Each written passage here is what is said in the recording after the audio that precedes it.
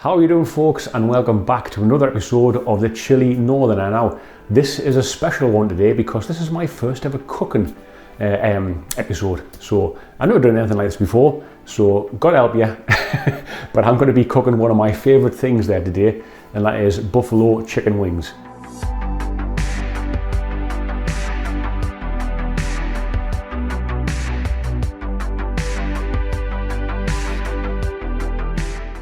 I'm going to deep fry the chicken wings. Not the most healthy thing, I know, but it's a once in a while treat, it really is. So I like to get that skin nice and crispy. And I am going to be using my own hot sauce as the base for the buffalo sauce. And I'll show you how I put together the buffalo sauce as well. So the recipe I'm going to be using for the buffalo sauce today is a recipe that is kind of loosely based off a chap that I watch on YouTube. All Things BBQ, Chef Tom. Please go and check him out. He does some fantastic recipes, he really does. All that fantastic American food. I really love it. I've been following him now for maybe the past 6 months or so. Yeah, please go and check him out. So this is your average chicken wing. So you obviously have the bit at the end, which is pretty much useless. You might want to keep it for stock if you want to do things like that. But I'm going to divide this wing into the flat and what they call the drummet at the end. So it's pretty straightforward, to be fair. So you've just got to find the joint. You find the joint, and then you just slice through it. If you just get rid of the, keep that aside. Again, for the flat, so you want to be feeling where the joint is. You pretty much find it in that line between the drummet and the flat. So if you just cut down there like that, you probably just end up going straight through it, and then you've got one drummet, one flat.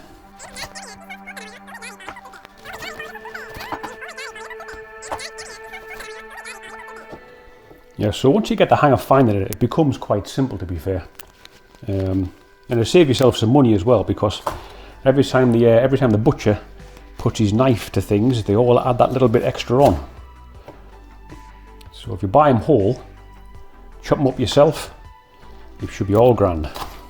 So once you've divided them all up, I'm going to put them back in here. I know this seems like I might loosely separate them, kind of thing. I'm going to put them all back in here, and then we'll transfer them to a tray to season them up. Right, as I said, we'll transfer them all to a tray, try and keep all of them all separate.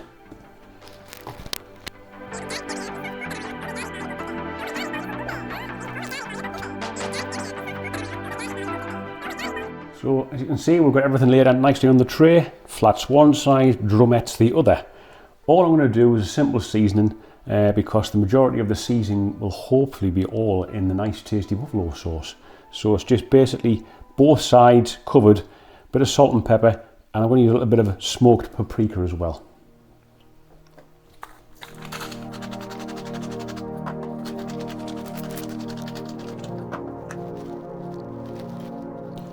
Oh, I like a bit of smoked paprika, gives it that nice, well, that's what I would try and achieve, some kind of a slightly smoky flavour.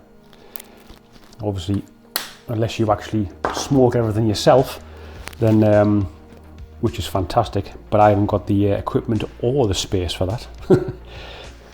So once you've done that, we'll just flip everything over. Let's repeat the process again.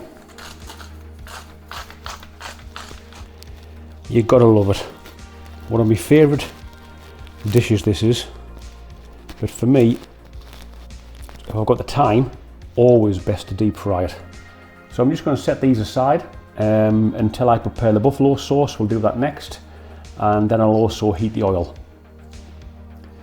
So folks, here is the ingredients for my buffalo sauce today. You know, you can actually use whatever you want, to be fair. This is just the basic, it's just a good base sauce. So this is how I'm going to do it. You've roughly got about 55 grams of unsalted butter. You've got about 80 millilitres of your favourite hot sauce. Of course, I'm going to use mine that I actually made myself. So yeah, all good on that one. And you've got about 1/4 of a teaspoon of garlic granules or powder and 1/4 of a teaspoon of chili powder. You can use cayenne as well.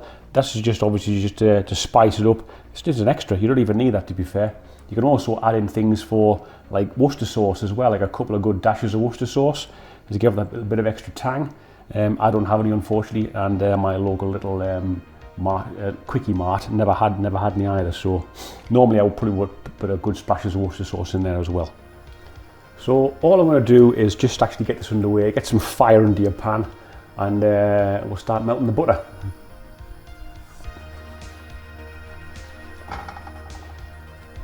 There's your 55 grams of butter in. You have to get this melted down first. Try not to burn it, or you'll probably get, well, if you like that kind of flavour, because normally when you burn butter, you get a very like a nutty taste to it. So if you actually like that kind of thing, then fair enough. But I'm just going to actually knock this heat down a little bit, just to melt it slowly. This is obviously, with the smell of butter in there, the sauce can be quite calorific, you could say. But you know, it's a nice treat. So we're just melting this butter down.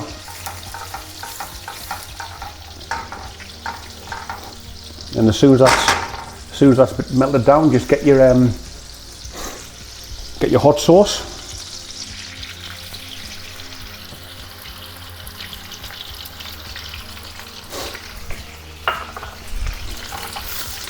Turn that heat down a little bit more. Because basically you're just warming the sauce through and bringing all the ingredients together, really. You don't really want anything to be to cook and then burn. In with the garlic powder. In with the chili powder. Once you've got all this brought together, give it a taste if you want. Don't expect it to be like, you know, to be exactly to your liking, because this may not be to your liking, so you might need to add a bit more salt and pepper. You might need to add, I don't know, a little bit. You might not like it. You might like it a bit sweeter. And I'll tell you what I'm going to do actually to make it a little bit sweeter than what it is, and hopefully it'll give it a little bit of a tang as well. I'm going to dash in some tomato ketchup. So there's probably about, see, a good squirt went in there. If you're looking for a measurement, probably talking about like a teaspoonful there. A good teaspoon. I mean, you could even, if you wanted to, you could even add barbecue sauce into this as well instead.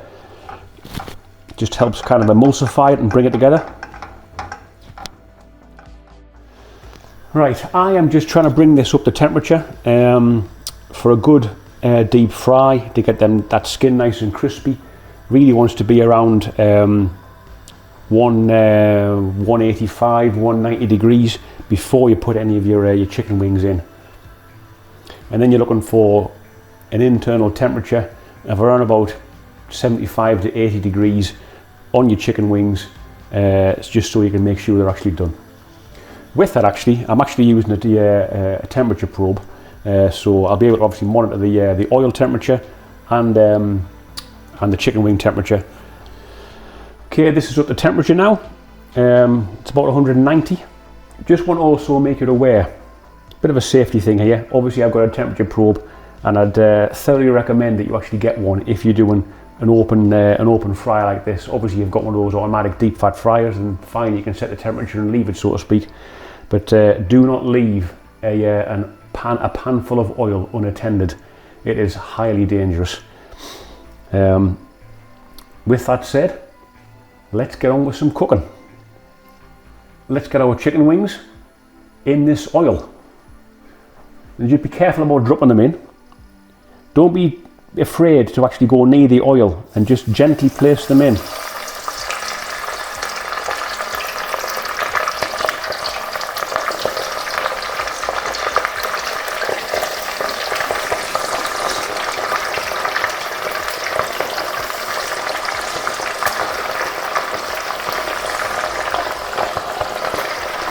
So we're going to cook these for about 5 minutes. I'll give you a proper time scale on the screen, just as a guideline, of course.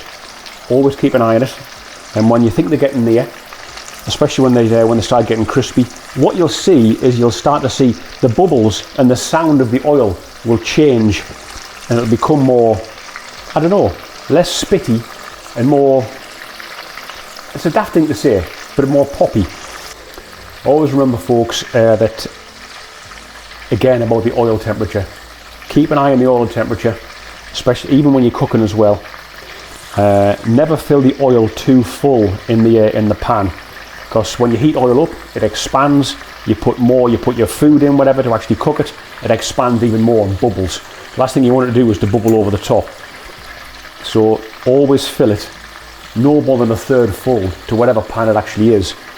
You know, safety first, definitely. It helps if you have a good gas burner as well. My gas burner is not particularly fantastic. If you've got a nice strong gas burner and it's able to maintain the oil heat, then it works a hell of a lot better. Otherwise, what you might find yourself doing is getting it up to the core temperature, the chicken, the wings, getting them up to the core temperature of about 90 degrees, 80, 90 degrees, taking them off, let the oil heat back up again, and then put them back in again just to finish them off for a few minutes.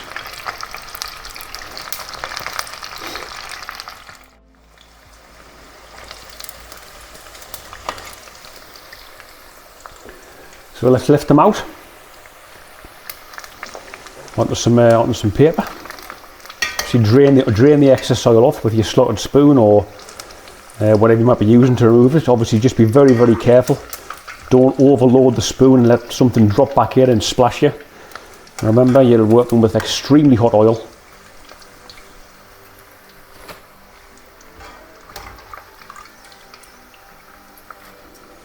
Take them out one at a time if need be.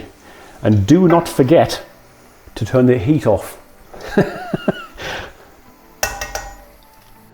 Right, folks, let's do what we do best and get this buffalo sauce on these wings. Nice and crispy. Oh yes, you hear that crunch when it goes in. You just know they're going to be good.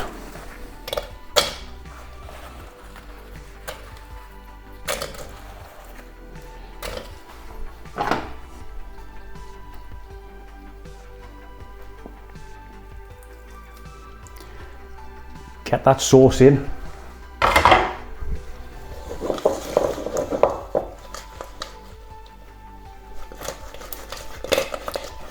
Give them a damn good tossing.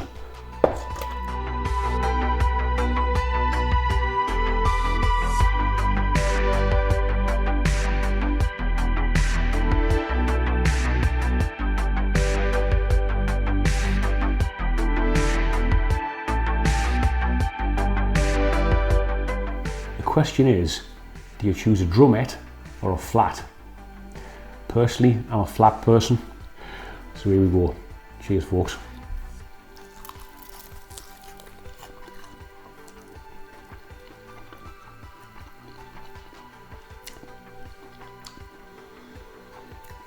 Delicious.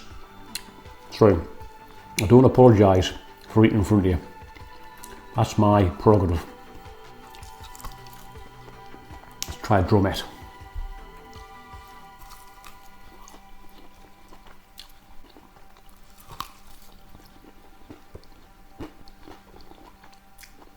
Absolutely beautiful.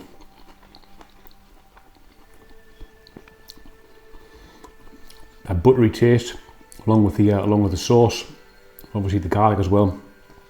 I mean, you can add things to it as well. So if you wanted to make a blue cheese sauce or a ranch sauce, then you could do that as well. Have a bit of all three diplodocus all together. So folks, I really hope you enjoyed that as much as I did. It was absolutely damn nice, to be fair.